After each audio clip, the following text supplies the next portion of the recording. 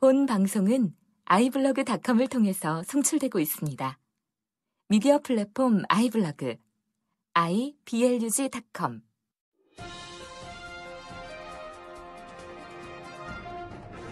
네, 성경이 이야기하는 비밀 이야기를 함께 풀어보는 시간입니다. 황 목사의 비밀의 제입니다. 목사님 안녕하세요. 안녕하세요. 네, 목사님.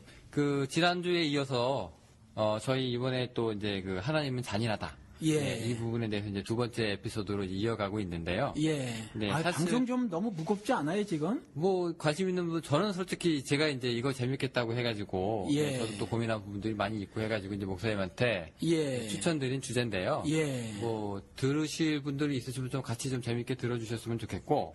뭐 관심이 없으시면 뭐 다른 에피소드를 또 기다리시든가. 네. 아니 근데 저 같은 경우 개인적으로 보면 좀 머리에 쥐가 나더라고요. 막 이렇게 성경 공부를 막 하고 그러면은. 이런 얘기를요? 예, 성경의 막 구절들 막 갖고 오고. 네. 또 내가 들어보지 못한 어떤 개념들, 관념들, 컨셉들 뭐 이런 거 막 등장하잖아요.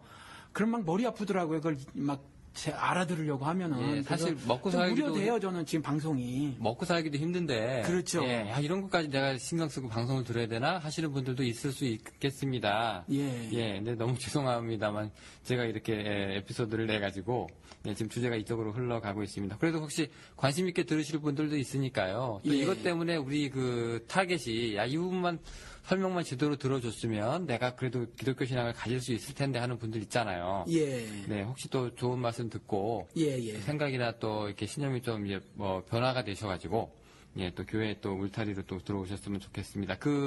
제 친구도 이제 목사인데요. 저한테 이제 속 얘기를 하는데 이제 신구약이 맞지 않는 거에 대해서도 어떻게 생각하냐고 물어봤어요. 그러니까 이 친구가 교회에서는 이제 교인들한테 그렇게 얘기하지 않는데 자기들도 이제 고민이 많이 되는 거죠. 자기도 굉장히 이제 내적으로 고민하고 있는데 농담 삼아 이제 저한테 이렇게 얘기를 하더라고요. 이게 하나님이라고 하는 게 이제 여럿인데 후보자를 내는 거예요. 예. 추기경단에서 교황 뽑듯이. 예. 하나님 후보가 쫙 있는데 이제 이번 선거에서는 그게 한 1000년 단위로 끊든가, 예. 500년 단위로 끊든가 해가지고 좀 진보적인 하나님이 이제 올라가면은 이제 뭐 진보적인 이제 뭐 정부가 되고 이런 것처럼 예. 이 하나님도 조금 약간 이제 공의, 정의, 예. 심판 예. 이제 이쪽으로 이제 흘러가는 하나님이 당선이 되면 이제 구약에서 조금 잔인하게 쭉 가고 예. 그게 아니라 이제 조금 이제 풀어주고 화평하고 예. 사랑하시는 한쪽이 이제 하나님이 되면 예. 이제 또 화해하라 그러고 사랑하라 그러고 예. 위방 민족한테 가가지고 이제 니느웨도 버리지 않았다 그러고 예. 뭐 이렇게 예. 차라리 이렇게 해줬으면 난 참 이해하기 편했겠다. 예. 네, 저한테 또 이런 얘기 하기도 하더라고요. 예, 그 목사님이 어떻게 성경을 보고 있는지 모르지만 반쯤은 저 같은 경우 수용을 하고요. 반쯤은 제가 수용을 못할 것 같은데. 반이나 수용하시는 게 뭡니까? 뭐냐면 저는 이제 하나님께서 자신의 구속 사역을 전개해 나가심에 있어서 방식의 다양함, 어떤 발전된 모습, 아니면 변화 이런 것들을 보이셨다고 보거든요. 그러니까 세대에 맞춰서. 그렇죠. 지난 방송에 말씀을 드린 것처럼 뭐 예를 들어서 처음에 낙원 뭐 등장하고 그다음 낙원에서 사람을 축출하시고 뭐 이런 거라든가 그 이후에는 어떤 족장들을 들어서 사용하신단 말이죠. 그렇죠? 그렇게 들어서 사용하시고 그다음에 뭐 아무튼 이런저런 방식의 다양성을 하나님께서 보여주셔요. 그래서 그런 측면에서는 저는 이제 반을 이해하고 그런데 네. 하나님이 여럿인데 이런 하나님이 당선되고 저런 하나님이 당선되고 하는 거는 이제 그 농담이죠, 네. 차라리 그렇게 했으면 좋겠어. 자기는 또 그렇게 얘기를 하더라고요. 예, 그래서 아무튼 이제 이와 같이 하나님께서는 자신의 역사를 드러내심에 있어서 여러 가지 다양한 방식을 취하셨다. 이렇게 우리가 이해를 하면 좋을 것 같아요. 네. 그래서 우리가 지난주에는 이제 에덴 동산 축출 사건, 그다음에 노아 홍수 사건, 그리고 이삭 이제 희생 번제 사건, 예. 세 가지 우리가 이제 얘기를 하고 이제 끝을 맺었습니다. 네. 오늘 이어가지고요. 예. 네 번째 또 목사님한테 또 목사님 또 머리에 아까 말씀하신 것처럼 쥐가 내리시면 안 될 텐데. 신명기 9장 가니까 이상한 얘기가 있습니다, 목사님. 예. 강대한 국가 안악 자손을 쫓아내면서 멸하라고 하나님께서 직접 명하십니다. 그렇죠. 예, 이번에는 이제 온 인류도 아니고 예. 또 아담 이브도 아니고 예. 그다음에 이제 이삭도 아니고 예. 이제는 이제 이스라엘이냐 아니냐의 문제로 가서 예. 이제 저 안악 자손을 쫓아내라. 근데 그 이유가 예. 쫓아내고 멸하라. 이 예. 이유가 예. 그 민족들이 악하다. 예. 요거는 그래도 제가 어느 정도 이해가 좀 가는 게 예. 지난번에 우리 얘기했던 것 중에서 목사님이 이제 노아 홍수라든가 뭐 에덴 동산이라든가 이거 하나님께서 죄를 그렇게 싫어하고 예. 불순종에 대해서 아주 경멸하신다. 예. 예. 뭐 그런 부분에 보면 이제 이런 얘기가 이제 납득이 가긴 합니다. 네. 네. 근데 이제 또 하나 이유가 이제 있는데 이제 아브라함과 이삭과 야곱에게 하신 맹세를 이루기 위해서 예. 네. 이게 뭐 어떤 맹세를 얘기하는 건지 그 땅 주시겠다고 하는 그 맹세인가요? 그렇죠. 예, 땅 주신다는 그 맹세예요. 그러니까, 일단 안악 사람이 악한가라고 했을 때, 인간적으로 보면 동의를 못 하죠. 동의를 못 해요. 그런데, 하나님께서 이렇게 말씀을 하셨어요. 예수 그리스도께서, 나는 이제 떠날 거야. 난 떠날 거다. 제자들에게 말씀하시는 나는 떠날 건데 내가 떠나는 것이 유익하다라는 거죠. 그리고 이제 성령, 보혜사가 올 것이다라는 거죠. 근데 그 보혜사가 와서 하실 일이 있는데 그가 죄에 대해서, 의에 대해서, 심판에 대해서 책망하시리라 이렇게 말씀하시거든요. 근데 책망하시리라가 킹 제임스 역을 통해서 보면 영어로 된 걸 보면 reprove라고 돼 있어요. 다시 증명하실 것이다라고 돼 있거든요. 죄에 대해서 이것만 갖고도 말씀이 길어지니까 죄에 대해서만 말씀을 드릴게요. 그가 와서 보혜사 성령이 와서 죄에 대해서 reprove 다시 한번 증명하실 건데 무엇인가 말씀하실 건데 너희들이 죄에 대해서 모르고 있으니까 죄를 저지르고 있어서 그것에 대해서 책망하실 건데 그러니까 reprove라고 다시 증명한다는 말은 책망하신다라는 의역도 참 잘 한 것 같아요. 그래서 책망하실 건데 무엇이냐? 예수 그리스도께서 성령이 와서 그렇게 reprove 하실 건데 그게 뭐냐면 너희들이 나를 믿지 아니하는 거다 이렇게 말을 해놓고 있거든요. 이것이 구약 시대에 동일한 것이 뭐냐면, 그러니까 이걸 도덕적인 문제로 접근하지 말자고요. 안악 사람 즉 이방인이 상징하고 있는 건 하나님을 모르거나 대적하거나 믿지 않거나 하는 것들을 말하는 거거든요. 이방인을 상징하고 있는 것이 그래서 요한계시록에서도 그 성전의 마당을 밟을 사람들 42달 동안 그 이방인으로 말해놓고 있다라는 거죠. 그래서 우리가 그걸 그렇게 이해를 해야지. 안악 족속이 뭔 죄를 그렇게 저질렀길래 니느웨 사람이 뭔 죄를 그렇게 저질렀길래 라고 인간적인 질문을 하면 인간적으로는 사실 올바른 이렇게 적절한 대답을 드릴 수가 없어요. 다만 이제 이 족속이 상징하고 있는 거 안악 사람뿐만이 아니라 뭐 이것도 성경에 오류기는 한데 어떨 때 보면 가나안 7족속이라고 하겠는데 어느 기사 보면 사실은 6족속만 등장하고 뭐 이러거든요. 이 가나안 7족속 역시도 이제 동일한 의미거든요. 거기에 들어가서 뭐 다 죽이고 코로 기식하는 거기에 다 죽여라 하는 말이 조금 전에 말씀드린 것 지난주에 말씀드린 것처럼 궁극적 심판에 관한 말이기도 하고 이 안악 사람이 악해서 그런가라고 했었을 때 이 악함은 도덕적으로 악하다라는 말이 아니라 하나님을 믿지 아니하는 것으로 악하다라는 말이어서 예, 그래서 이제 그걸 하셨다라는 거죠. 이 악하면은요. 예. 근데 지난 시간 에피소드 때 이제 목사님께서 말씀하시기를 하나님께서 용서하시기 위해서 이제 반성의 시간이 좀 필요하잖아요. 예. 그러니까 예를 들어서 뭐 안악 자손이 악하다. 예. 그러면 뭐 이스라엘 중에서 누가 가가지고 예. 야 니네 하나님이 악하시대. 예. 니네 빨리 회개해. 예. 하나님이란 신이 있는데 니네 큰일 났어. 예. 뭐 이렇게 요나가 니네한테 가서 얘기하는 것처럼요. 예. 네, 그런 뭐 사전 반성의 시간이라든가 뭐 이런 회개 돌아오는 시간을 좀 주시든가. 예. 그게 아니라 일단 악하니까. 예. 니네도 이제 죽었어. 예. 멸해버려가 되는 거잖아요. 예. 이거는 너무 예. 어떻게 보면 용서하고 참고 오래 기다리시는 그 부분이 조금 결여된 게 아닌가 신약에서 예. 말하는. 그래서 성경에 있는 인물이나 사건을 통해서 성경 전체의 주제를 다 확보할 수는 없어요. 그래서 사실 이 안악 사람이 악해서인가에서의 그 내용을 사실 전후를 살펴보면 사실은 이스라엘에 대한 경고기도 하거든요. 사실은. 그래서 너희들이 그 땅을 차지함에 있어서는 너희의 의로움 때문이 아니다. 너희들도 동일하게 악하다라는 말씀을 하시거든요. 그리고 여기에서 그 말씀하신 것처럼 어떤 특정 민족 안악을 말한다기보다는 조금 전에 말씀드린 것처럼 안악, 그 밖에 다른 가나안 땅의 7족속, 그 밖에 또 전체적으로 이방인 이것들이 상징하고 있는 그것을 우리가 알아야 해요. 그래서 하나님을 반역하고 하나님을 따르지 않고 하나님을 믿지 않는 그 자들에게 임할 어떤 심판 이렇게 이해를 해야지 왜 회개할 시간을 안 줘? 이런 건 그냥 인간적인 어떤 시간 순서를 우리가 그냥 생각을 하는 거예요. 그래서 그렇게 보지 말고 어떤 한 사건 한 인물을 통해서 구속사의 모든 걸 다 확보하고 담보하고 설명해 주지는 않는다라는 거죠. 그래서 이건 그냥 그렇게 이해를 하시면 좋겠어요. 하나님을 따르지 않는 자들, 예수 그리스도에 대한 믿음을 보이지 않는 자들, 그들에 대한 심판 이렇게 이해를 하셔야 한다라는 거죠. 그 심판과 이제 죄의 문제는 이제 그렇게 하고요. 예. 그 쫓아내면 멸할 이유가 하나 더 있는데, 예. 그게 아까 말씀하신 그 아브라함, 이삭, 야곱에게 하신 맹세, 그 땅이라고 하셨죠. 예. 그러니까 땅을 줘야 되는데 쟤들이 지금 차지하고 있는데, 그렇죠. 예, 근데 쟤들 쫓아내야 되는데 마침 쟤들이 악해. 예. 예, 그러니까 이제 멸해라, 예. 쫓아내라. 예. 그러면 이제 악도 멸하고, 예.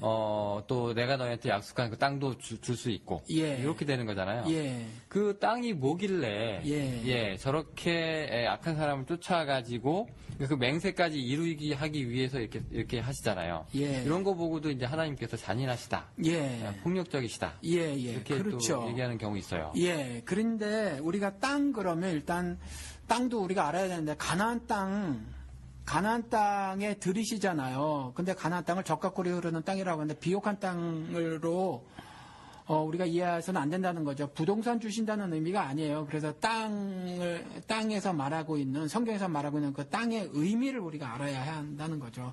이 땅도 역시 동일하게 하나님께서 예수 그리스도가 직접 말씀하셨을 때 온유한자가 얻게 될 그 땅, 그걸 말하고 있는 거거든요. 그리고 요엘서에서 또 이사야서에서 말씀하고 있는 회복될 땅, 그걸 말하고 있는 거고, 새하늘 새 땅에서 그 땅을 말하고 있는 것이어서 그 어떤 부동산으로 너희들이 그 땅에 들어가라. 우리 이걸 언젠가 좀 자세히 공부를 했으면 좋겠는데 그런 의미가 아니에요. 절대로. 그래서 어떤 영적 그 축복의 땅, 그걸 우리 그렇게 이해를 해야 해요. 그래서 궁극적으로 우리가 얻게 될 시민권을 갖게 될 그리스도 나라를 말하고 있는 거고요. 그리고 그것은 구약 시대에는 이와 같이 조금 전에 말씀하신 것처럼 아브라함, 이삭, 야곱, 그리고 결국 야곱은 이스라엘이라는 이름을 얻게 되고 이들을 통해서 하나님께서 자신의 약속을 성취해 나가시거든요.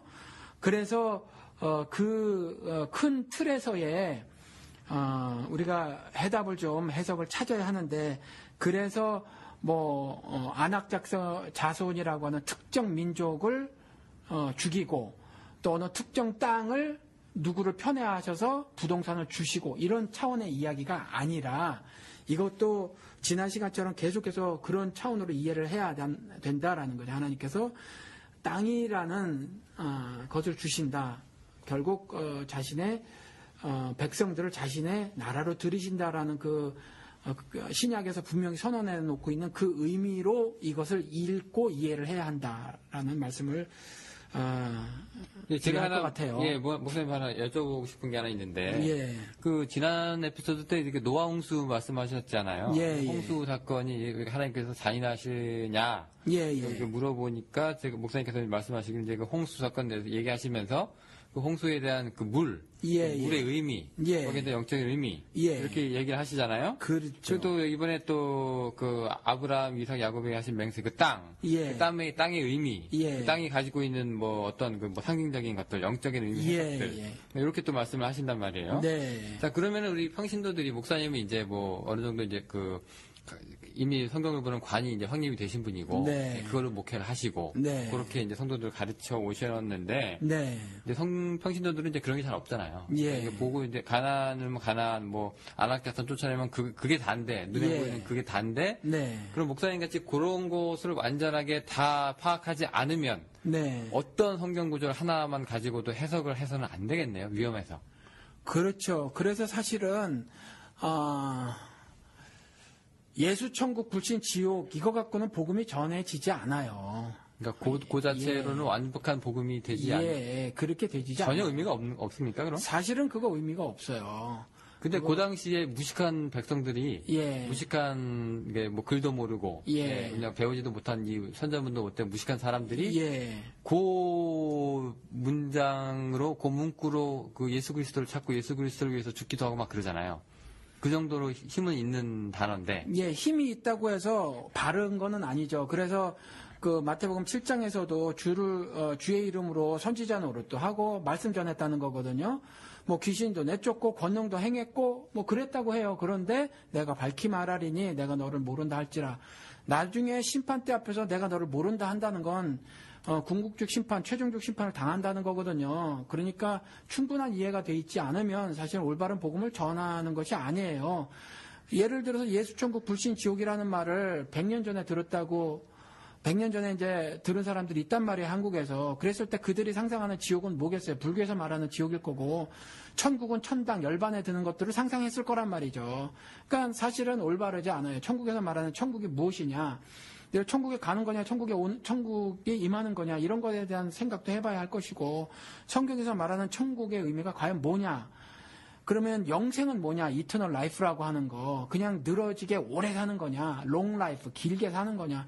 이런 것들에 대한 사실은 이해가 필요한 거거든요. 그러니까 천국에서의 삶, 천국에서 시민권 얻는다는 이런 것들이 전혀 이해가 되지 않은 상태에서 그냥 예수 천국 불신 지옥 이래버리면 그걸 듣는 사람들이 어떻게 듣겠느냐라는 거죠. 그래서 이 성경에 있는 어떤 작은 한 사건을 가지고 그것을 우리가 알고 있는 세상의 어떤 지식들 있잖아요. 성경에서는 그걸 거짓말, 속임수, 뭐 세대 가르침, 세상 철학, 초등학문 이렇게 말하고 있는 거.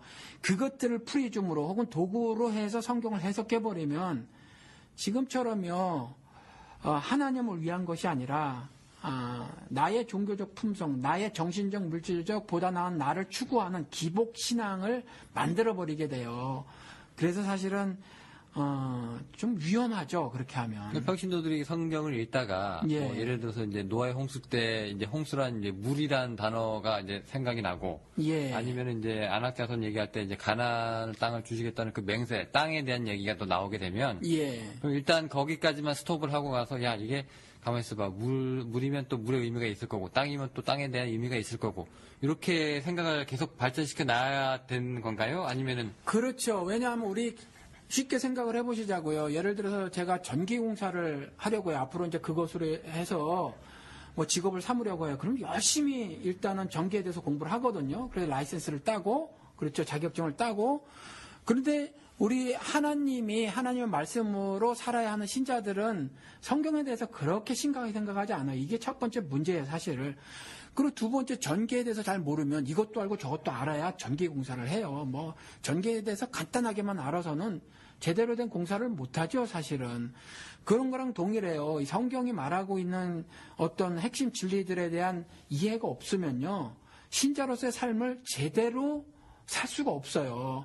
그걸 한국에 있는 그 유명하신 분이 계시더라고요. 뭐 에스라 서원인가? 뭐 정확하게는 제가 지금 이름이 모르겠는데 노우 목사님이라고 계세요.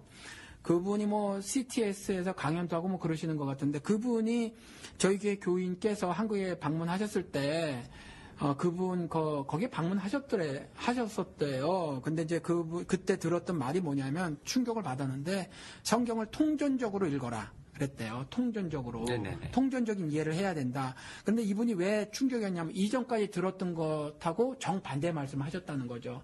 이전까지 들었던 것은 전부 다 나를 위한 거였었거든요. 내 중심에. 근데 그것이 아니었다라는 거죠. 근데 저는 통전적이란 말 대신에 이런 말씀을 사용하고 싶어요. 성경 각 권의 유기적 관계를 살펴서 전체가 말하고 있는 것이 무엇인가 그것을 깨달아라 라고 말씀을 드리고 싶은 거예요. 그래서 성경에 어느 한 특정 기사를 뚝 끄집어가지고 이렇게 쉽게 전체 주제를 벗어난 해석을 하는 건 굉장히 사실은 위험하다. 근데 목사님 그 예를 들어서요. 예. 이거 이제 우리 세대에 적용을 해보면은요. 예. 우리는 지금 2014년에 미국 혹은 한국에서 예. 이제 그나마 전쟁의 위협이 없는 곳에서 네. 안전한 이제 국방력이 지켜주고 있는 나라에서 그렇죠. 평화롭게 예. 성경을 보면서 땅은 이거야.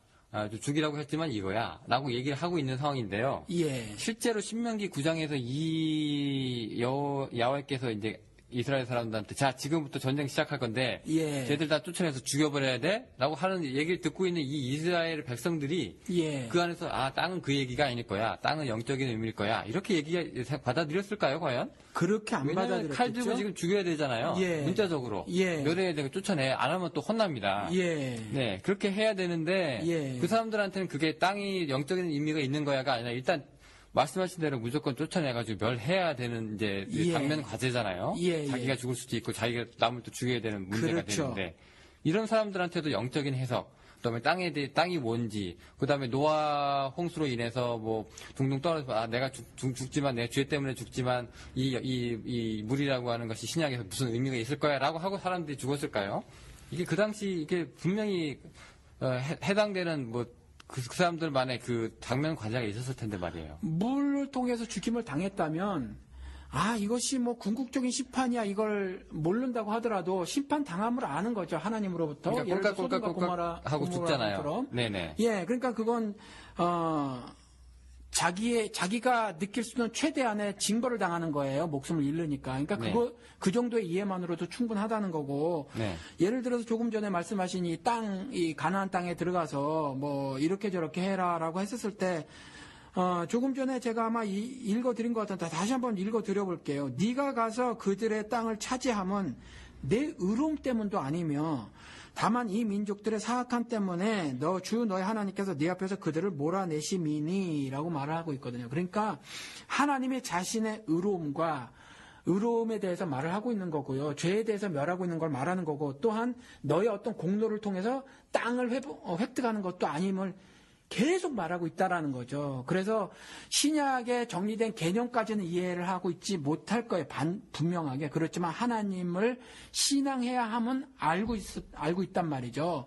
그래서 이때에도 분명히 하나님의 말씀에 관한 어떤 정말 분명하게 성경에서는 그렇게 써놓고 있어요. 단순히 구약 성경에서는 단순히 너희들이 저 땅에 들어가서 땅이라는 부동산을 획득해라라는 메시지를 주고 계신 것이 아니라 그런 땅을 주심에 있어서도 예를 들어서 애굽에서 나올 때 이집트에서 나올 때도 하나님을 섬기게 하게 해서 신명기 32장 30몇지 제 생각이 안 나는데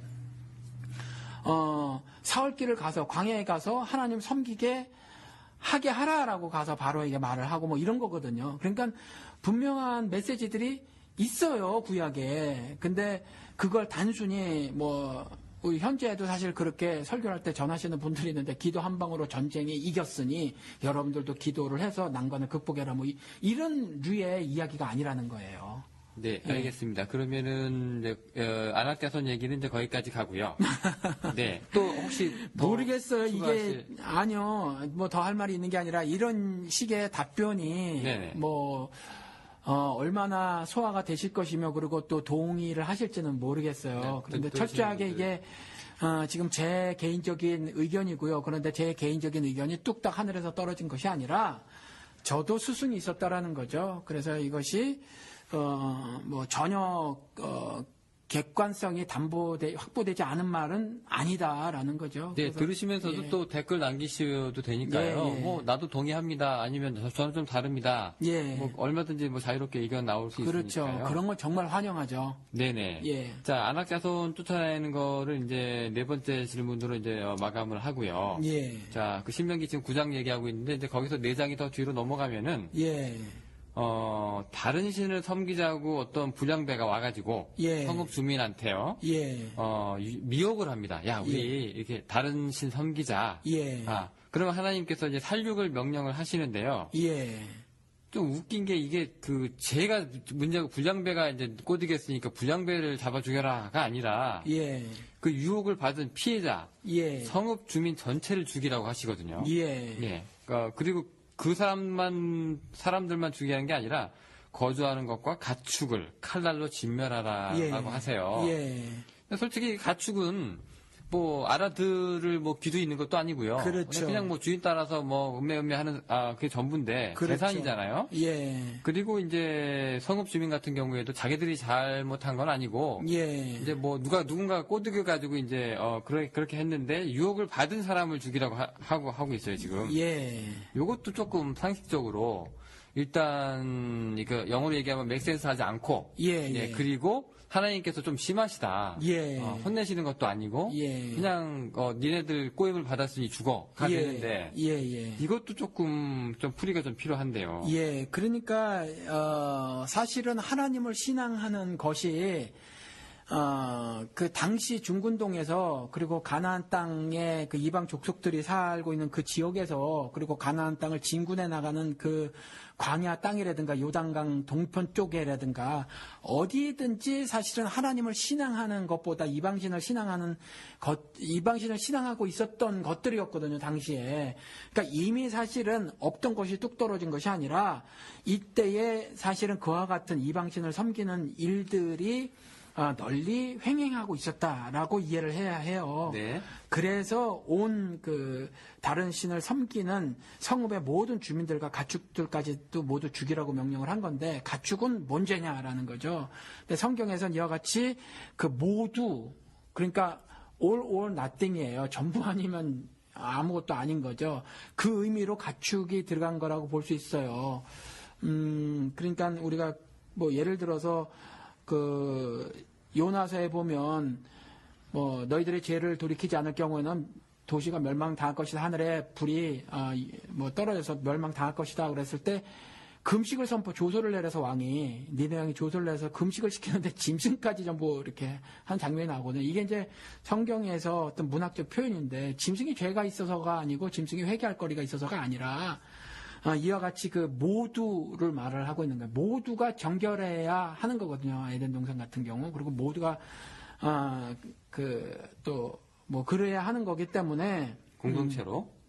그래서 이제 이때 이렇게 표현을 해놨다는 거죠. 이게 사실은 어떤 문학적인 강조지 가축들이 문제가 있어요, 사실. 가축들. 가축 얘기는 이제 거기까지 하고요. 유혹을 한 놈을 죽이는 게 아니라 유혹을 받은 사람을 죽이라. 이거는 성읍 주민 전체를 죽이라고 하거든요. 물론 이제 하나님께서 그 십계명에서도 분명히 이제 말씀을 하시지만 이방신 섬기는 거에 대해서 굉장히 이제 민감하고 나 외에는 다른 신을 네개 있게 말지니라 이게 일계명이라는 거예요. 그렇죠. 아주 그냥 강렬한 메시지인데요. 그 부분에 대해서 저희가 충분히 이제 이해를 하는데 그러면은 이제 이방신을 믿자고 꼬드긴 사람이 문제지. 그 말 듣고 뭐 이렇게 그 말을 들은 사람들이 문제는 아니잖아요. 왜 말 들은 사람이 문제가 아니에요. 그 말을 듣고 실제로 그렇게 했는지 안 했는지 이미 그러니까 제가 말씀을 드린 것처럼 그러한 환경 중에 있었고 그러한 범죄들을 사실은 저지르고 있었다라는 거죠. 이 신명기 13장의 이야기가. 그래서 제가 한 번은 이렇게 말씀을 드린 적이 있어요. 우리 그 설교 시간에 우리 교인들에게 저는 개인적으로 여러분들이 영적인 질병에 걸리시고 그 밖에 영적 건강을 잃으시면 목회자로서 제가 제 책임을 통감할 것입니다. 그런데 그럼에도 불구하고 이 말씀을 반드시 드려야 하는데 뭐냐 하면 나중에 그리스도께서 다시 오시고 심판대 앞에 여러분들이 섰을 때 우리 목사님이 그렇게 가르쳐 주셨는데요. 우리 목사님이 그렇게 말하셨는데요. 그래봤자 말짱 꽝이다라는 거죠. 그래서 책임을 각각 여러분들에게 물으실 겁니다. 여러분들이 깨어 있으셔야 합니다라는 거거든요. 그러니까 동일하게 여기서도 하나님이 이와 같은 성읍 전체에 대해서 살육을 명하셨을 때는 노아 홍수 사건 때처럼 죄가 이미 관영해졌다라는 거예요. 그래서 이와 같은 살육을 명령하셨다라는 거죠. 그러면은 이제 그 살육 받은 그 주체 있죠. 당한 사람들. 그러니까 유혹을 한 주체. 불량배는 왜 여기서 보면은 이렇게 성읍 전체에 해당이 되지 않을까요?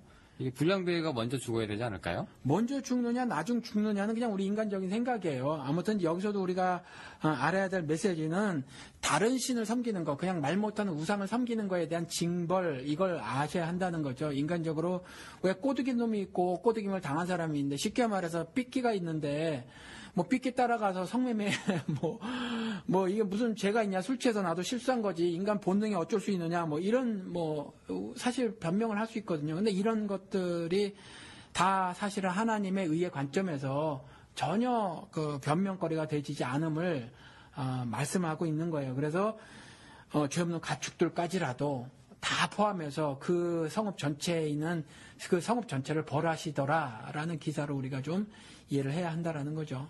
그러면 신약에서는 이제 이런 메시지가 이제 등장하지는 않잖아요. 예. 예, 신약에서는 이제 뭐 유혹을 받았다고도 성읍 전체가 다 죽지도 않고, 예. 네, 조금 달라지는데 그건 목사님께서 말씀하시는 그 세대에 관한 그런 가르침인가요? 세대에 따른? 그렇죠. 세대에 따라서 구속계시와 발전사라는 책이 2권으로 되어 있는데 그 책을 통해서 보면 하나님께서 어떻게 자신의 계시를 드러내시는가, 즉 일을 하시는가, 사역을 하시는가 이런 것들에 대해서 이제 이렇게 좀 구분을 지어놓은 것이 있어요.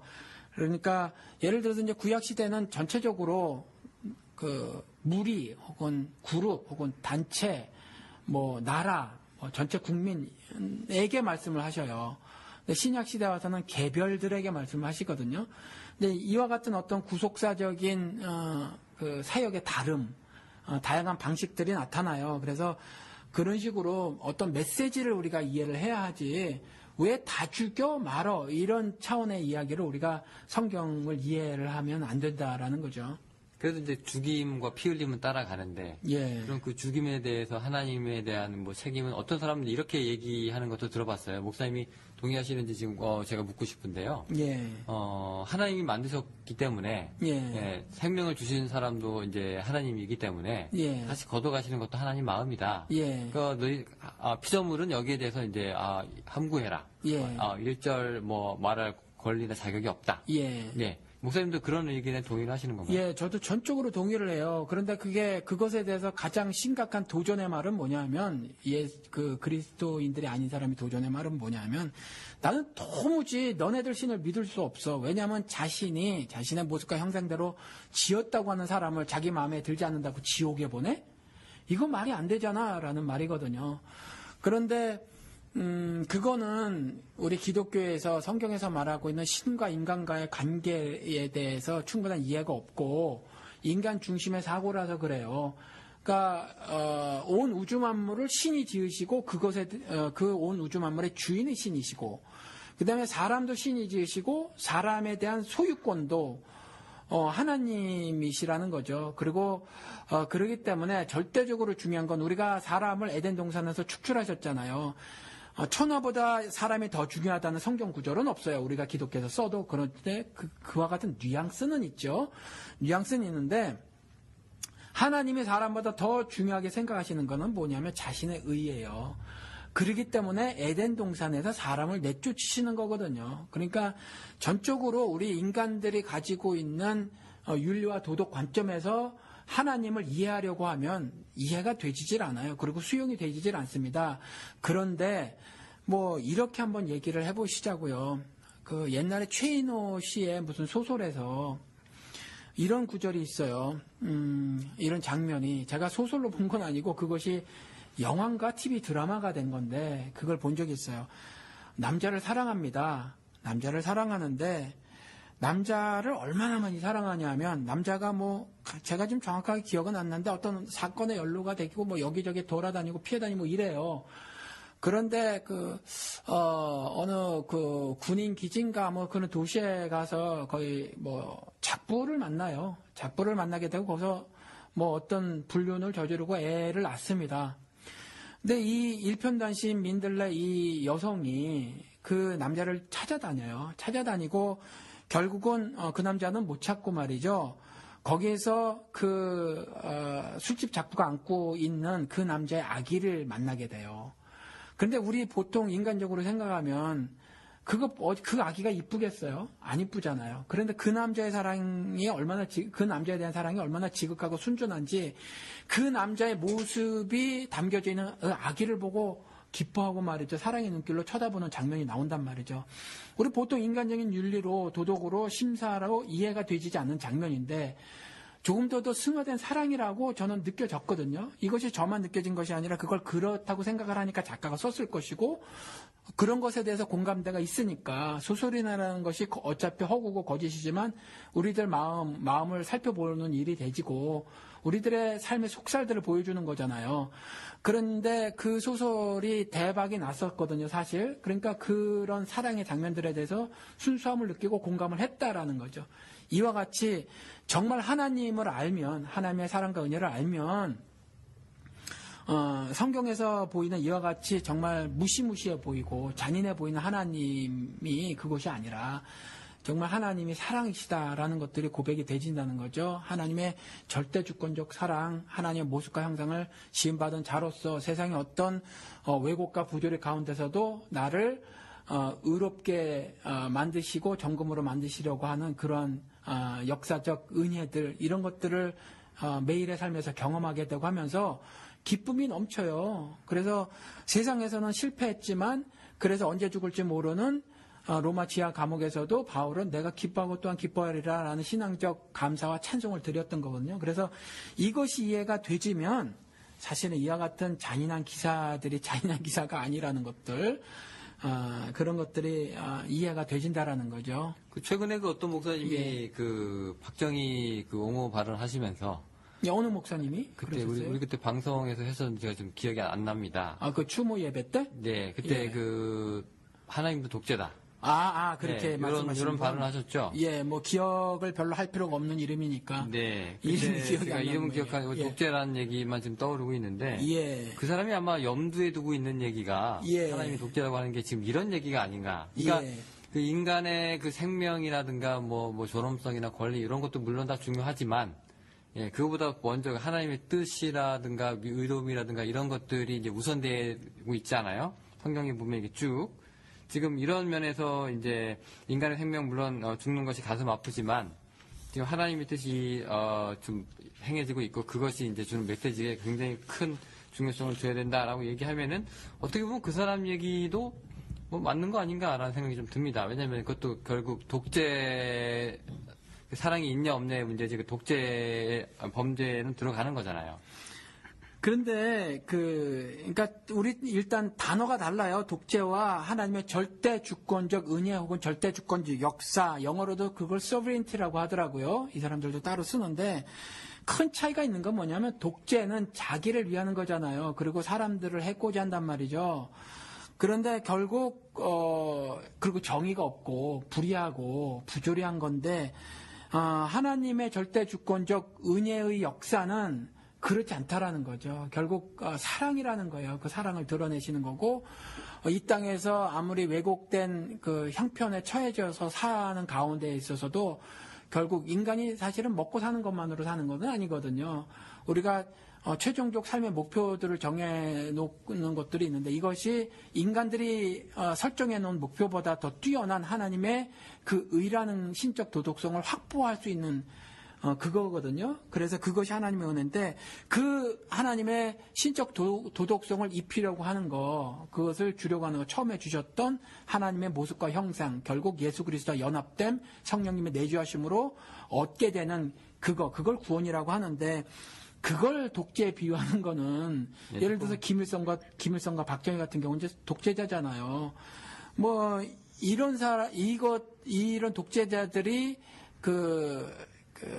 진행했던 역사 내용하고 하나님께서 하신 거하고는 질적으로 완전히 다르죠. 네, 다른 얘기다. 예. 네네. 그러면은 이제 우리가 이제 속도를 좀 내가지고요. 예. 예, 이제 아마 6번하고 7번이랑 같이 묶는 게 좀 좋지 않을까. 왜냐하면 조금 비슷한 얘기도 좀 있고 해가지고요. 예. 6번에 보면 이제 하나님께서 신명기 이제 25장으로 우리 넘어왔습니다. 예. 그 아말렉이라는 족속에 대해서 이제 보복을 명하시는데요. 예. 이 아말렉이 옛날에 그 이스라엘이 이제 이집트에서 빠져나와가지고 행군을 기르게 할 때, 예. 그 정황을 보니까 앞에 이제 건장한 사람들이 먼저 앞에 쭉 이제 선두로 치고 나가고, 예. 뒤에 이제 여자나 아이들, 그 다음에 노약자들이 이제 따라가는 형태로 이제 진군을 했던 것 같아요. 예. 고대사회가 다 그랬다고 하는데, 그런데 이 비겁하게, 이 아멜렉 이 사람들이 이스라엘을 공격을 할 때, 거꾸로 이렇게 돌아서, 예. 약한 자들부터 이제 치고, 그랬다고 하네요. 그래가지고 이제 그 이스라엘이 그걸 기억하고 있었는데, 이제 신명기 25장에 하나님께서, 이스라엘 행군 때 비열한 공격을 한 그 아말렉을 가만두지 말라. 예. 보복을 해라. 예, 이렇게 얘기를 하고 있다고 합니다. 예. 요거는 글쎄요, 어떻게 보면 이제 하나님께서 지금 이스라엘을 조금 싸고 도시는 것 같기도 한 문제도 좀 한 가지가 걸리고 있고요. 예. 또 하나는 그렇게 해도 용서해라. 라고 예. 하는 그 신약의 메시지 예. 있는데 조금 배치가 돼요. 예. 네, 요거 혹시 목사님 의견을 좀 들을 수 있을까요? 이것도 사실은 뭐 지난 시간에 이미 답을 한 거와 동일해요. 그러니까 이와 같은 여러 가지 이스라엘이 하나님의 말씀에 따라 신앙 여정 과정에서 벌어진 어떤 일이거든요. 그래서 동일한 성격의 사건들이 이거 말고도 굉장히 이후에도 많이 등장해요. 이때에도 상정이 아말렉에 대한 상정이 그러니까 비열한 공격을 했기에가 아니라 아말렉에는 이방인에 대한 심판이고요. 또 용서에 대해서 신약과 배치된다고 하는 것도 이미 말씀을 드렸던 것 같아요. 그러니까 용서는 회개하는 경우에 하나인 거고요. 또 뭐 말씀드린 것처럼 하나님이 세상을 사랑하시는 그런 근본적인 용서도 있으시죠. 그런데 이제 아무튼 이제 하나님을 반역하는 거, 하나님을 불신앙하는 여러 족속 중 아말렉에게 하신 동일한 말씀이라는 거죠. 그래서 이거나 뭐 조금 전에 우리가 뭐 두 개를 묵자고 하는 거 뭐 우리도 지금 이걸 갖고 있으니까 영호 씨가 저를 주셨으니까 이스라엘이 뭐 불순종할 때 저주를 하셨다라는 부분 이것도 같은 신명기 25장인데요. 예, 네네. 그러니까 이방인들에게 하신 거나 내 속에 있는 이방에 관한 부분들, 이방인의 모습들 같은 것도 동일하게 저주를 하시는 거죠. 벌을 하시는 거예요. 그래서 이스라엘이 불순종할 때 저주를 했고 결국 이스라엘은요 멸망당하고 아시지만 성경에서는 회복이 되지질 않아요. 마지막 그러니까 말세하고 다른 예수 그리스도가 다시 오실 그때에 다시 회복이 되기 전까지는 이스라엘은 멸망당하고 회복이 되지질 않는다라는 거죠. 그래서 이스라엘 안에서든지 아니면 이스라엘 밖에 이방인이든지 상관없이 동일한 메시지가 사실은 하늘로부터 하나님의 말씀이 전해지는 거예요. 근데 그 동일하다고는 이제 목사님께서 말씀을 하셨는데요. 예. 근데 제가 느끼기에는 이제 그 이스라엘에 대한 것하고 이방에 대한 것하고 예. 그 오래 참음의 그 길이라든가 정도가 예. 조금 차이가 있는 것 같습니다. 왜냐하면은 분명히 신약에서는 저기 복음서에 보면은 얼마나 용서하리까라고 물어보니까 뭐 문자적이긴 하지만 70번씩 7번이라도 해라. 무한정의 용서를 예, 말하는 거예요. 예, 그냥 490번이니까. 예, 그냥 그냥 끝도 없이 하라는 거잖아요. 예. 근데 여기에는 저 사람이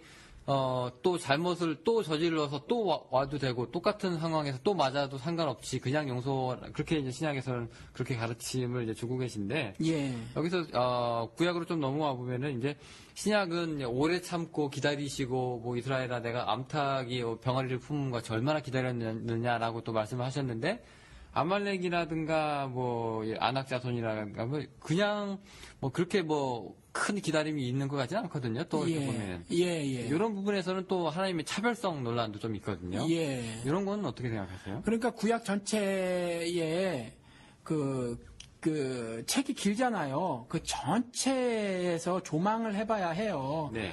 전체에서 조망을 해봐야 하고 구약은 이스라엘을 통해서 하나님께서 말씀을 하시고 신약은 교회를 통해서 말씀을 하시거든요. 그러니까 그 전체 기사에서 결국 집중이 되는 건 초점이 되는 건 이스라엘이라는 거죠. 그래서 이스라엘을 통해서 하나님께서 자신의 의를 성취시키려고 하는 것이고 교회를 통해서 신약에는 하나님의 의를 성취시키려고 하는 것이 성경을 통해서 일관되게 말씀하시는 어떤 역사예요. 역사 전개예요. 이 과정에서 어느 한 사건을 끄집어 와서 내가 생각하는 시간 때하고 맞지 않는다. 라고 하는 것은 좀 바르게 하나님의 의도를 이해하는 것이 아니다라는 거죠. 그래서 오래 참는 부분에 관해서도 하나님이 모든 걸 다 하시고 그래서 하나님이 안 참으신 것이냐라는 질문에 그런 부분이 아니다라고 우리가 알아야 해요. 그 두 개가 그 오래 참음의 그 비교 대상이 아닌 겁니까? 이방 족속하고 이스라엘하고 그렇죠. 같이 놓고 봤을 때. 그런 것들이 아니에요. 결코 같은 잣대로 비교하면 안 되는 겁니까? 그러니까 거기에서 우리가 알아야 될 메시지는 죄에 대한 벌 이렇게만 이해를 하시면 돼요. 우리는 거기다 이제 시간을 대입을 하잖아요. 왜 오래 안 참았어라는 거잖아요. 그러니까 얘는 5분 주고 쟤는 일주일 주고 뭐 이런 느낌이거든요. 그게 아니에요. 그게 아니라 여기서는 죄에 대한 벌 그걸 말하는 거거든요. 죄와 벌을 말씀하고 계시는 거지 시간적으로 왜 이렇게 불공평한 어떤 기회에 우리 인간들도 법 앞에 평등하고 기회가 평등하다고 하는데 왜 그렇지 않은가에 대한 오해가 있는데 조금 전에 말씀을 드렸고 한 것처럼요. 인간적인 생각이에요. 인간적인 생각이고 그래서 성경에 있는 어떤 인물이나 사건들을 가지고 구속사의 모든 걸 다 설명할 수 없어요. 그래서 그걸 다 확보하고 그것으로 인해서 모든 기독교에 있는 성경을 통해서 말하고 있는 그 교리들을 다 확정 지을 수 없다. 그래서 각각의 사건들, 심지어 완전하신 예수 그리스도의 비유도 비유를 통해서는 그 비유에 허점이 많다라는 거죠. 딱 들어맞는 건 아니란 얘기죠. 그렇죠. 예를 들어서 밭의 비유 혹은 씨의 비유 있잖아요. 옥토에 떨어진 거 말고는 가시덩굴에 떨어지고 길가에 떨어지고 돌짝밭에 떨어지고 그러잖아요. 돌짝밭에 떨어진다고 다 죽나요? 길가에 떨어진다고 새에 다 먹히는 건 아니거든요. 그러니까 그런 것들을 통해서 그런 허점들을 막 꼬집어 들어야지 하는 거는 제대로 성경을 보려고 하는 것이 아니라 그 메시지를 통해서 예를 들어서 그 씨 같은 경우는 이제 다른 데는 다 단수로 떨어지지만 옥토는 복수예요. 이게 퍼지는 것이. 그래서 하나님의 말씀 같은 경우에 그 열매가 이렇게 풍성하게 임하고 그다음에 우리가 이제 바친 거거든요. 신자가 그거에 대한 설명을 따로 해놓으시고 계시고 그래서 그런 것들에 대한 교리적 가르침을 우리가 이해를 하려고 들어야지. 가만히 있어봐. 돌짝밭에는 다 못 사나? 이렇게 해서 우리 지금 아시잖아요. 운전하고 가다 보면 아스팔트 또 여기는 시멘트로 깔려져 있는데 또 철근까지 깔아놓잖아요. 고속도로에. 근데 가끔 고통을 비집고 나온 생명체가 있단 말이에요. 다 죽진 않잖아요. 그런데 거기서는 이제 그렇게 말씀하고 있거든요. 그래서 그런 것들조차 그런 식으로 접근해 들어가면 하나님께서 자신이 말씀하시고자 하는 의도를 파악할 수 없으니까 왜 누구는 5분 주고 누구는 일주일 줘? 라는 의미로 깨닫지 마시고 죄와 벌, 이 기사를 통해서는 그거를 좀 이해를 하셔야 된다라는 말씀이죠. 이것도 또 세대의 문제에 걸릴 수 있는 문제 같기도 한데, 예. 예를 들어서 이제 저 민족이 이제 악하고, 이방신을 섬기고 해가지고 이제 가서 멸하라, 예. 쳐들어가라, 예. 가축까지 제거하라 하는 예. 그런 기사들이 이제 성경에 나오잖아요, 구약에. 예. 그게 실제로 오늘날에도 이루어진다면 이제 아주 살벌한 사회가 될 것 같은데. 그러니까요. 그래서 사실은 실질적으로 굳이 성경을 안 갖다 쓰고도 말이죠. 그것이 결코 종교의 전쟁이 아니라 정치 전쟁이었고 땅 따먹겼고 자기네의 권세 제국주의적 시각으로 제국주의적 욕심으로 이루어진 것이 그것 때문에 벌어진 것이 십자군 전쟁이에요. 그렇죠. 십자군 전쟁이 한두 번 벌어졌나요? 역사를 모르지만 10차례가 넘어 11번인가 12번인가 그렇단 말이죠. 이런 거라든가 이스라엘을 쳐들어갔다든가 지금도 수도 없이 벌어지는 어떤 종교를 빙자한 어떤 전쟁을 벌이는 것 같은 경우 이런 것들은 사실 성경의 메시지를 성경을 통해서 하나님 말씀하시고자 하는 것들에 대한 심각한 훼손이고 왜곡이에요. 그러니까 그건 하늘의 메시지가 아니에요. 그래서 제가 이 말씀을 드리고 싶은데 성경은 하나님께서 말씀하시고자 하는 의도가 있다라는 거예요. 그래서 구약에서 보이고 있는 하나님의 어떤 잔인한 모습들 이 부분들은 죄에 대한 궁극적 어떤 퍼니시먼트 벌에 대한 죄에 대한 죄를 지은 사람에 대한 정령 죽으리라는 벌 있잖아요. 결국 낙원에 들어가지 못하는 그런 것에 대한 말씀이지 실제 이 땅에 살면서 실제로 가서 죽여버려라 하는 메시지는 결코 아니다. 그래서 그렇게 이해를 해야 하는데 자금의 이스라엘이라든가 미국은 그걸 그렇게 이해를 하고 있는지 모르겠어요. 네. 예. 알겠습니다. 우리 이제 두 가지 질문 남겨놓고 있는데요. 예. 뭐가 또 남았어요? 예, 두 가지가 아직 남아 있습니다. 예. 제가 9개나 드려가지고. 예. 지금 이 두 가지 중에서 이제 신명기께 뒤에가 마지막이고 이제 욥이 이제 먼저가 나오는데. 예. 우리 편의상 예. 계속 신명기 얘기를 하고 있으니까 신명기 거를 먼저 하고. 예. 마지막에 욥으로 이제 마무리를 짓는 게 어떤가. 제가 지금 그렇게 건의를 한번 드리고 싶은데요. 예. 네. 신명기 20장으로 다시 돌아오면은요. 예. 그냥 인간을 죽이고, 사람을 죽이고, 잠정을 예. 죽이고, 이해가 갑니다. 근데, 유아 살해 장면이 상당히 많은 사람들이 꼬집고 있어요. 이 성서가 예. 아주, 무식하고, 비윤리적인 책이고 하면서 이게 자주 등장하는 가십거리가 하나가 이제 유아 살해거든요. 예. 네, 근데 이게 신명기 20장을 이렇게 보면은, 먼저 이제 이스라엘 백성들이 이제 가가지고 화평을 먼저 선언을 하는 거예요. 야, 너 우리랑 화평하자. 그래서 이제 받아들이면 이제 조공을 요구해서 우리를 섬겨라 이렇게 되는 거고, 이제 받아들이지 않으면은 이제 그 성을 쭉 에워싸가지고 전쟁이 시작되는 겁니다. 그런데 지금 이제 문제가요. 이게 그냥 우리랑 화평하자라고 얘기하면 그냥 외교를 맺고 뭐 교류를 하고 무역을 하고 뭐 이런 차원이 아니라, 오케이, 화평을 받아들이겠느냐? 그럼 조공 내놔. 속국이 돼. 뭐 이런 거거든요. 그리고 나서 이제 그것까지 좀 힘들다 그러면 이제 전쟁이 시작되는 건데요. 요게 하나님의 방법이라고 하기에는 조금 단순무식한 면이 좀 있어요. 예. 그냥 화평하자라고 하는데도 그냥 저 사람들이 죄가 있어서 이제 쳐들어가라는 것도 아니고요. 예. 화평을 먼저 제안을 한 다음에 그거를 갖다가 받아들이면은 조공을 내놔라 하는 단계로 이제 발전이 되는데, 예. 이런 거 자체가 죄랑 상관없이 그냥 화평하게 지낼 수 있는데 조공을 내놔서 속국으로 만들려고 하는 것 자체가 예. 뭐 일제시대 식민지 논리랑 같은 거 아니냐. 예. 하나님께서 왜 이런 걸 명하시냐. 예. 이런 게 얘기가 있거든요. 그렇죠. 아무래도 그렇게 이해를 하기가 쉬워요. 네. 그리고 이런 공격을 당하게 되면 우리 기독교인들이 사실 답변이 어찌 보면 네. 마땅치가 않을 수 있는데, 사실 이 조공 부분도요, 우리가 흔히 생각하듯이 우리나라는 뭐 중국이나 뭐 이런 데 계속 조공을 들인 역사가 오래 있잖아요. 네, 그래서 있습니다. 그 차원으로 인식을 하지 말았으면 좋겠어요. 실제로 이제 이런 일들이 벌어지는 거였는데, 사실은 이스라엘은 원래 그렇게 강한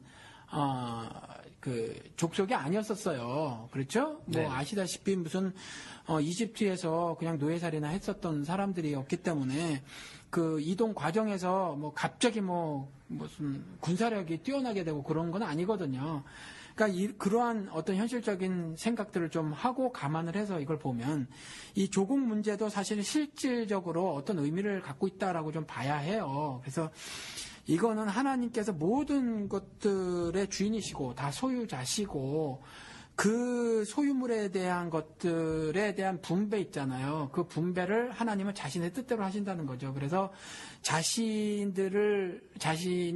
하나님께서 구원해 내실 어떤 그 사람들에 대해서 세상에 있는 내 거니까, 그게 그들 것이 아니니까 거기에서 이런 방식으로 공급하신다라는 의미로 우리가 좀 이해를 해줘야 돼. 이것을 뭐 강탈의 의미로 이해를 하지 마셔야 돼. 이게 그래서 그냥 만약에 우리 인간적인 도덕으로 치면 이게 좀 수용하기가 어려워요. 어려운데 이것이 결코 그 실체 역사 사건에서 실제인지 뭐 아니면 그냥 담아놓은 이야기인지 모르겠는데, 여기서도 우리가 알아야 할 것이 하나님의 절대 주권적 은혜에 따른 하나님의 백성들의 삶의 모든 것들, 그러니까 먹고 사는 그 모든 것까지 하나님께서 그러한 환경 중에서도 공급하심을 우리가 그 메시지로 알아야 해요.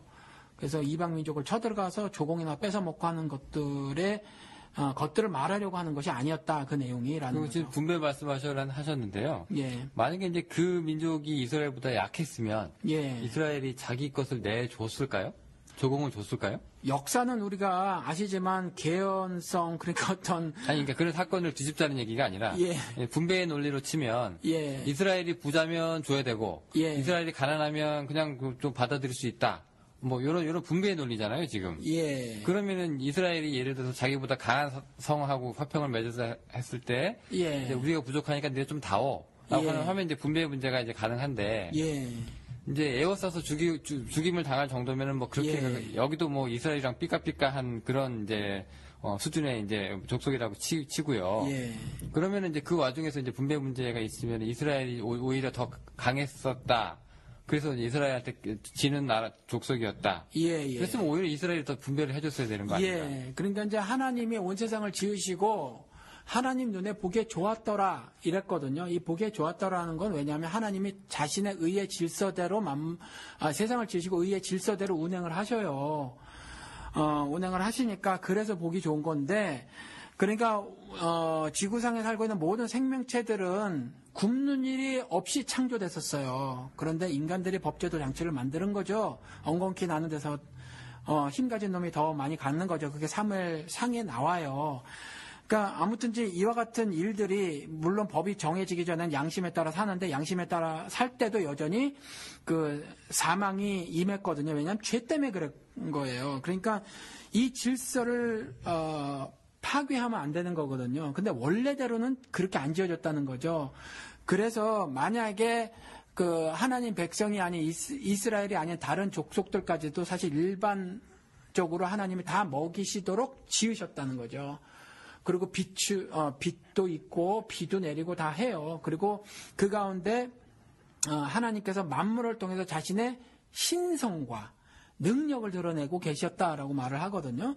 그러니까 그와 같은 일들이 그 다른 민족에게도 드러나지는 거죠. 그런데 하나하나 갖고 와서 우리가 어떤 개연성을 가지고 만약에 이스라엘이 저쪽보다 약국이었으면 뭐 그렇게 했겠느냐 안 했겠느냐 몰라요. 모르지만 하나님의 뜻은 그들도 역시 먹고 살아야 하는 것이 하나님의 뜻이다라는 거죠.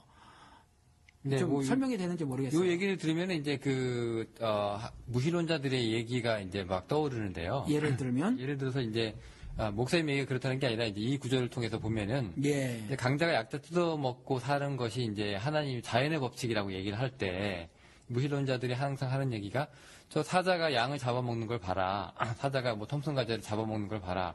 저렇게 서로가 약한 놈이 강한 놈한테 먹히고 저렇게 잔인하게 그냥 맞지도 안 하고 그냥 뜯어 먹히는 이런 거를 이렇게 만들어 놓으신 저 하나님이 절대 선할 리가 없다.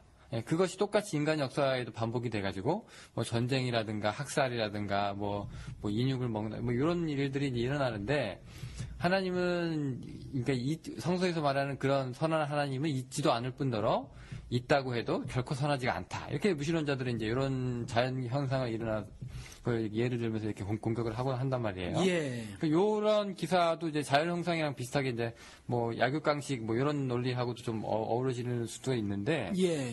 그런 무신론자들의 그 논박은 어떻게 생각을 하세요? 일단 자연 세계에서 식물은 약육강식의 원리대로 진행이 되질 않아요.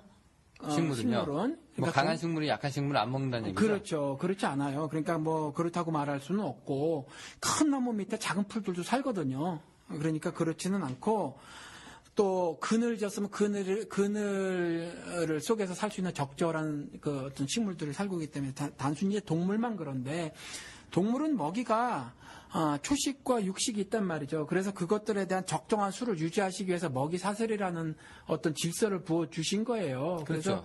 그것을 통해서 보면 그 잔인해 보이기는 하죠. 잔인해 보이긴 하는데 그것들을 통해서 적절한 수를 유지를 하는 거예요. 사실은. 그래서 그걸 그렇게 보면 안 되고 그다음에 그래서 그런 것들을 통해서 인간 사회도 별반 다를 게 없다. 그래서 뭐 인간이 구성하고 있는 사회도 동물이 구성하고 있는 사회와 성격적으로 동일하다 이렇게 말씀하시는 분이 있어요. 저에게도 개인적으로 뭐 박사님께서 그렇게 말씀을 하셨는데 하나님은 그러한 사회를 구성하면서 거기에서 어떤 약육강식의 논리대로 해서 잡아먹는 짐승처럼 살려고 하는 사람들을 성경에서는요 개나 돼지나 이런 것들로 비유해놓고 계시고요. 심지어 하나님의 뜻을 모르는 그 사람들에게 이사야서 1장에서는 소나 뭐 이런 것들도 다 자신의 주인을 알건만 저것들은 모른다라면서 짐승 이하 취급을 하셨어요.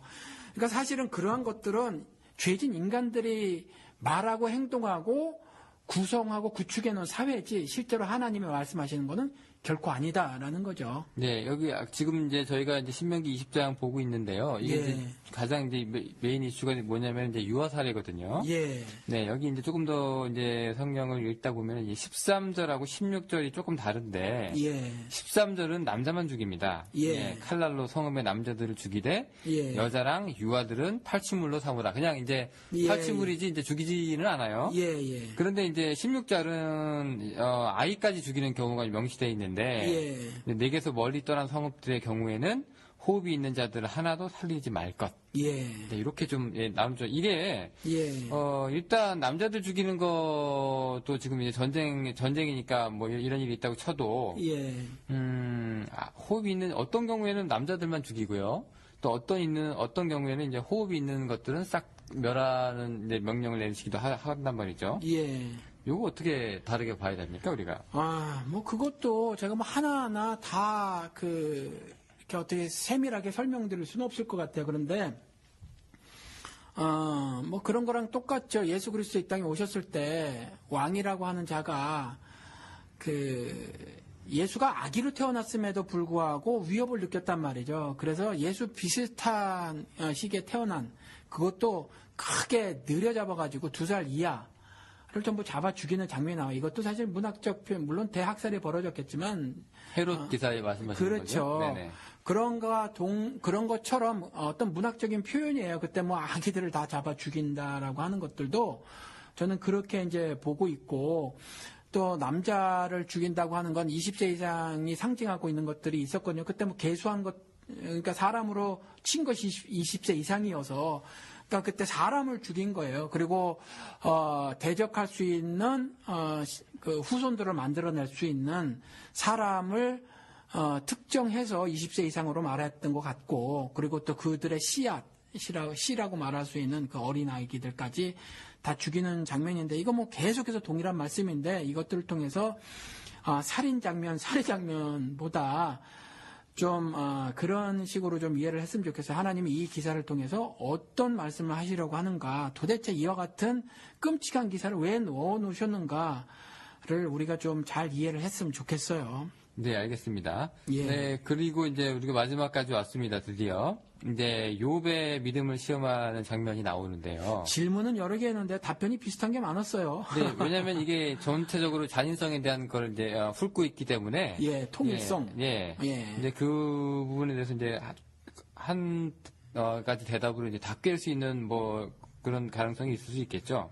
근데 그 욥의 믿음 시험하기 위해서 자식들을 죽이시잖아요. 예, 예. 네, 그랬는데 이제 비꼬는 사람들은 이제 자식을 무슨 액세서리처럼 이용을 했다. 예. 하나님의 뜻을 예, 그냥 예. 죄가 있었다는 이유도 없었고요. 그렇죠. 뭐 아버지를 거슬렀다는 이유도 없었고요. 그렇죠. 그냥 사탄하고 거래 비슷한 걸 해가지고 그렇죠. 예, 시험하게 내버려 둬가지고 예. 내가 제가 나를 얼마나 사랑하는지를 한번 보기 위해서 예. 네, 마치 그 아브라함이 그 이삭 바치라고 하는 그런 장면이죠. 예. 네, 그렇게 해서 이제 무슨 사람 생명을 갖다가 이제 액세서리처럼 이용을 하고 있냐 예. 뭐 이런 지적이 있습니다. 이거 잔인하다. 예. 네, 이런 이제 얘기하고 있거든요. 예. 제가 아는 분도 저한테 그렇게 말씀하신 적이 있어요.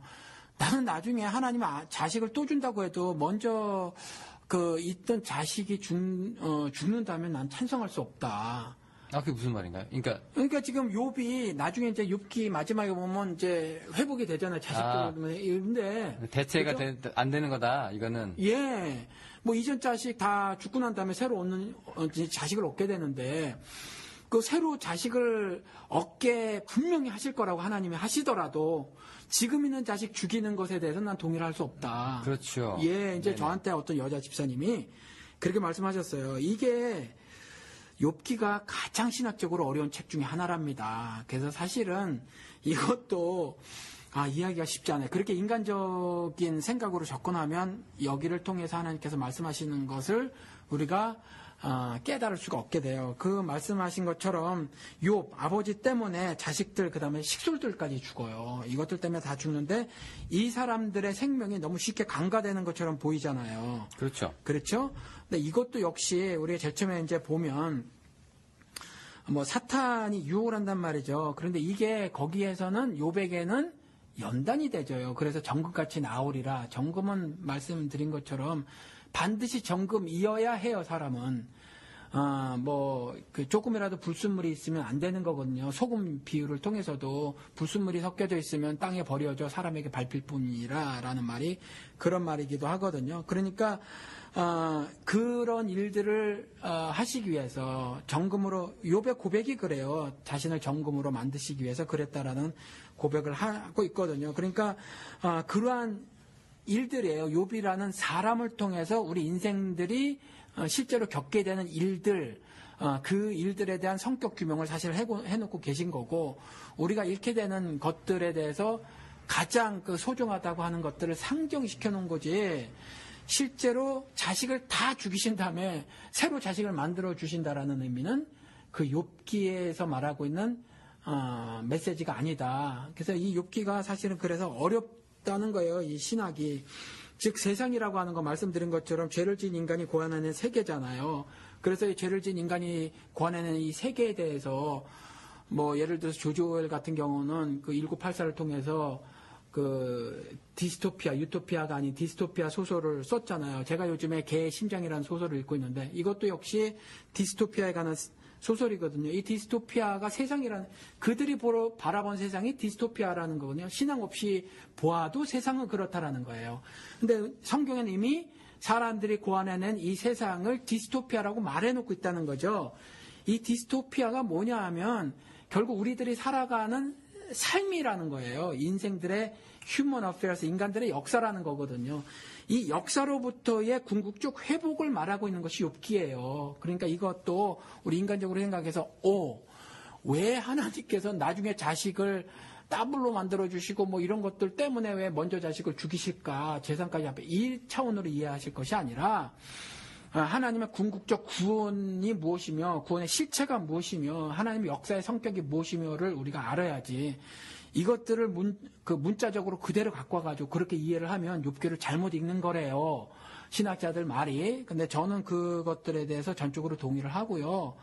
그래서 우리가 성경을 통해서 우리가 정말 알아야 하는 것이 제가 이게 마지막이니까 제가 이 말씀을 좀 드리고 싶어요. 그 성경은 다시 몇 번 강조해서 말씀을 드리는데 하나님이 저자시고 쓰시려고 하는 의도가 있다라는 거죠. 그리고 성경은 진리라고 하는 것이 예수 그리스도가 내가 진리라고 그랬거든요. 근데 I am the truth라고 해서 그 진리라고 했단 말이죠. 다니엘서의 하늘 구름을 타고 오실 그 분을 말했거든요. 그러니까 성경은 예수에 대해서 쓰여져 있고 요한복음에 성경은 나를 증거하는 책이로라고 말씀하셨으니까 예수에 대해서 쓰여져 있고 예수를 증거함에 있어서 진리라는 거예요. 1 더하기 1은 2다 이런 식의 진리를 말하고 있는 것이 아니고 그래서 성경을 사실관계로 이해를 하려고 하면 안 돼요. 사실관계를 통해서 보면 오류투성이에요. 그리고 과학적 측면으로 보아서도 안 되고 성경이 진리라고 말하는 것은 역사적 사실관계라든가 이런 차원에서 진리라는 말도 아니고 과학적인 측면에서 진리라는 말도 아니에요. 그래서 뭐 첫사람 아담에게 부모가 있으니 부모를 떠나서 아내와 연합하다 말이 안 되잖아요. 아담의 자식 가인이 동생 죽이고 나서 겁나가지고 내가 땅에 유리하는 자가 될 텐데 뭐 사람들이 나를 만나면 죽일 것 같으니까 걱정돼요. 뭐 하는 이런 거라든가 뭐 마태복음 보면요. 뭐 14대씩 뭐 3번에 걸쳐서 나오잖아요. 그러면 족보요. 예, 그러면 14대씩 3하면 3, 42, 42대인데 하나하나 세보면 41대예요. 그러니까 이런 오류들을 발견되고 또 과학적 측면에서 레이기 보면 토끼가 되새김질을 한다고 그렇게 되어 있는데 되새김질 안 해요. 우리 알잖아요. 요나 같은 경우 물고기 뱃속에 3일 동안 있을 수 있나요? 없어요. 방주 300규빗 길이가 그럼 150m예요. 대충. 뭐 너비가 50규빗 그럼 25m 그리고 높이가 30규빗 그럼 15m 여기에 짐승 다 못 담아요. 뭐 어느 창조과학자가 다 짐승 실제 사이즈에 넣고 뭐 담아놓고 막 그랬다는데 말이 안 된단 말이죠. 그러니까 이런 것들 과학적 측면에서 말이 안 돼요. 그리고 이 안에 모든 짐승이 들어갈 수 없는데 더더군다나 그것이 성경 내증 안에서의 증거가 뭐냐면 그 창세기 6장에 가보면 욥에게 이런 말씀하시거든요. 너는 먹는 모든 양식을 니게로 가져다가 니게로 모아라. 그것이 너와 그것들에게 그 짐승들에게 양식이 되리라 그랬거든요. 그럼 초식동물은 좋아요. 노아가 힘이 세가지고 자식들과 자부들과 해가지고 초식동물 다 먹을 걸 구했다고 쳐요. 그럼 육식동물 먹을 거는요. 그 말이 안 되잖아요. 그러니까 분명히 먹을 것이 육신적으로 필요해서 먹을 걸 준비하라고 했는데 그럼 육식동물 먹을 거는요. 그러니까 이와 같은 것들이 말이 안 되는 거니까 사실은 성경을 보는 시각이 이와 같이 사실적 측면에서 접근해 볼 것도 아니고 과학적 측면에서 접근해 볼 것도 아니고 성경을 통해서 하나님 말씀하시고자 하는 그 무엇이 있는데 그것을 발견하도록 해야 한다라는 말씀이죠. 그래서 이러한 같은 의미를 우리가 잘 깨달아야 해서 사실은 구약의 하나님이 잔인하다 이렇게 보이는 그런 것들을 통해서 사실은 죄와 또 그것에 대한 궁극적인 심판, 벌을 말하고 있거나 혹은 이스라엘에 대한 징계 뭐 이런 거를 말하고 있음을 우리가 깨달아야지 그것을 실제로 왜 이렇게 잔인해? 뭐 이와 같이 뭐 하다못해 조금 전에 말씀하신 유아 사례 같은 거 이런 것들을 통해서 정말 그렇게 이해를 하면 안 된다라는 말씀을 드립니다. 그 기독교가 요즘 제가 알고 있고 또 제가 경험한 기독교는요, 이 교회 내에서 얘기겠지만은, 질문을 허락하지 않죠. 그러니까 노아 방주 같은 경우에 지금 목사님께서 이제 그 150m, 뭐 300m 얘기하셔가지고 이제 말씀을 하시지만 사실 그거 조금 아닐 수도 있다라는 입장이라서 우리가 충분히 상식선에서 이제 얘기가 오고 갈 수가 있는 건데 예. 절대 여기에 대해서 용납을 안 하시는 분들이, 양보를 안 하시는 분들이 있거든요. 그러니까 한국 기독교가 유독 심하죠. 예, 하나님이 그렇게 했다면 하는 거야. 예. 그러면은 그 육식동물은 뭘 먹고 살았어요? 하나님이 하시면 하신 거야. 더 이상 묻지 마. 예. 묻지 마 기독교가 되어버리니까. 예. 여기에 대해서 조금 허심탄회하게 얘기도 하고 싶고 설명도 좀 듣고 싶긴 한데. 예. 그런 부분들이 참 용이하지 않아서 상당히 고생들을 하시는 분들이 있을 것 같습니다. 예. 아무래도 많이 그러신 것 같아요. 기회 기도가 이제 그런 부분들 중에 하나가 그런 건데요. 예. 묻지 못한 그랬었죠. 부분들을 한번 속 시원하게 한번 물어보자. 예. 네, 이제 그 주제 중에 하나가 오늘 이제 하나님의 2주 연속 이제 잔인성 문제가 예. 있었고요. 예. 오늘 9가지 그랬죠. 문제에 대해서 목사님께서 아주 속 시원하게 대답을 잘 해주셨습니다. 목사님 속 시원하셨나요? 뭐 저하고는 뭐 조금 어긋난 부분들이 있고 특히 영적인 해석, 이제 예. 영적인 단어들 얘기 나올 예. 때. 근데 저거는 내가 듣기에는 좀 뭐하다, 일반 평시도 듣기에는 좀 힘들다 하는 그런 부분도 물론 있겠죠. 예. 그런 부분들은 댓글로 달아주시면 됩니다. 예, 그러시죠. 네, 예. 전혀 어려운 부분은 아니니까요. 예, 그리고 또 그러한 것들을 통해서 제가 그 하늘의 비밀을 더 깨달을 수 있으니까 우리 서로 돕고 사시자고요. 네, 예. 그래서 저희 처음에 우리 인사말을 바꿨을 때 예. 함께 풀어보는이라고 하지 않았습니까? 예. 우리 의사소통 일방통행이 아니고요. 예. 쌍방통행 되는 방송이 되고 싶습니다. 예. 네, 오늘 저희 에피소드는 여기까지고요. 예. 저희는 다음 시간에 또 다른 에피소드로 청취자 여러분들 만나뵙도록 하겠습니다. 예. 네, 청취자 여러분들 늦었지만 새해 복 많이 받으시고요. 예, 감사합니다. 안녕히 네. 계십시오. 감사합니다.